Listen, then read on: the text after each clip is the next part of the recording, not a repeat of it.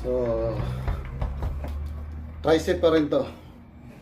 1, 2, 3, 4, 5, 6, 7, 8, 9, 10.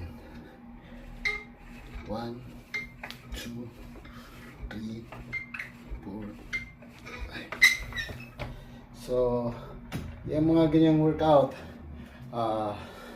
napakaganda sa ating tricep. So, kung meron ganyan, simulan nyo na at napakaganda, effective sa ating mga buong workout natin. So, kung ano man yung workout nyo, effective yan siya. Sundan nyo na lang yung mga video na ginagawa ko at marami kayong matutunan dyan. Ano sa mga